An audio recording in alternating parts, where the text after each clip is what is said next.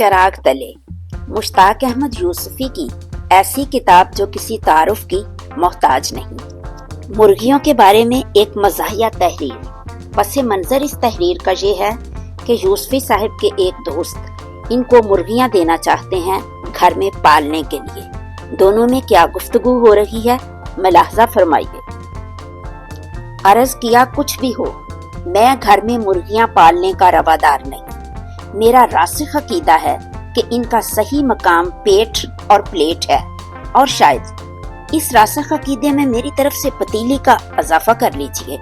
उन्होंने बात काटी, फिर अर्ज किया, और शायद यही वजह है कि हमारे यहाँ कोई मुर्गी उम्र तबई को नहीं पहुँच पाती। आपने खुद देखा होगा कि हमारी ज़ियाफ़तों में मेज़बान के अखलास और इसार का अंदाज़ा मुर्गियों और मेहमानों की तादाद और उनके तनासुब से लगाया जाता है।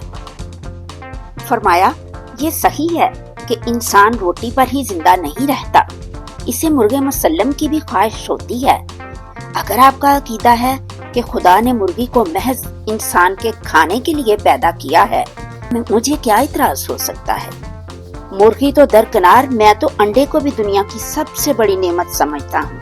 ताजे खुद खाइए, गंदे हो जाएं तो होटलों और सियासी जलसों के लिए दुगने दामों बेचिए।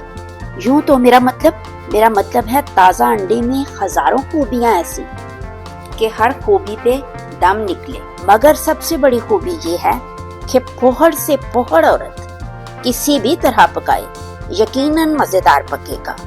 आमलेट, नीम बरिश्त, तला हुआ, खागीना, हलवा। इसके बाद उन्होंने एक नहायत पेचीदा और गुंजलिक तकरीर की, जिसका हासिल ये था कि आमलेट और खागीना वगैरह बिगाड़ने के लिए गैर मामूली सलीका और सलाहियत दरकार है, जो फी जमाना मफकूद है।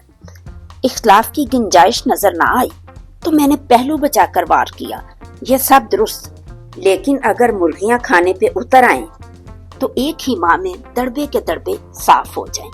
कहने लगे, ये नस्ल मिटाए नहीं मिटती। जहाँ तक इस जिन्स का ताल्लुक है, 2 और 2 4 नहीं बल्कि 40 होते हैं। यकीन ना आए तो खुद हिसाब करके देख लीजिए। फर्ज कीजिए कि आप 10 मुर्गियों से मुर्गबानी की इब्तदा करते हैं। एक काला नस्ल की मुर्गी साल में औसतन 2 से 250 तक अंडे देती है, लेकिन चूंकि आप फितरतन कनूती वाक़या हुए हैं, इसलिए ये मान लेते हैं कि आपकी मुर्गी सिर्फ 150 अंडे देगी। मैंने टोका, मगर मेरी कनूतियत से मुर्गी की अंडे देने की सलाहियत का क्या ताल्लुक? बोले, भाई आप तो कदम कदम पर उलझते हैं। कनूती से मुराद ऐसा शख्स है जिसका ये अकीदा हो कि अल्लाह ताला ने आंखें रोने के लिए बनाई है। खैर, इसको जाने दीजिए। मतलब ये है कि हिसाब से पहले साल में 1,500 अंडे होंगे और दूसरे साल इन अंडों से जो मुर्गियां निकलेंगी वो 2,25,000 अंडे देगी, जिनसे तीसरे साल इसी मोहतात अंदाजे के मुताबिक 3,37,50,000 चूजे निकलेंगे। सीधा सा हिसाब है। मगर ये खाएंगे क्या, मैंने बेसब्री से पूछा। इरशाद हुआ, मुर्ग और मुल्ला के रिज़्क की फिक्र तो अल्लाह मियाँ को भी नहीं होती। इनकी खूबी यही है कि अपना रिज़्क आप तलाश करते हैं। आप पालकर तो देखिए, दाना दुनका, कीड़े मकोड़े, कैंकर, पत्थर सब कुछ चुनकर अपना पेट भर लेंगे। पूछा, मुर्गियां पालना अगर इतना ही आसान और नफा बख्श है तो आप अपनी मुर्गियां मुझे क्यों देना चाहते हैं? फरमाया, ये आपने पहले ही क्यों ना पूछ लिया, नाहक रदोकदा की। आप जानते हैं कि मेरा मकान पहले ही किस कदर मुख्तसिर है। आधे में हम रहते हैं और आधे में मुर्गियां। अब मुश्किल ये आन पड़ी है कि कल कुछ ससुराली अजीज छुट्टियां मनाने आ रहे हैं, इसलिए, और दूसरे दिन उनके निस्फ मकान में ससुराली अजीज और हमारे घर में मुर्गियां आ गई। इन्हें मानूस करने के ख्याल से बच्चों ने हर एक मुर्ग का अलग-अलग नाम रख दिया। अक्सर के नाम साबिक लीडरों और खानदान के बुजुर्गों पर रखे गए।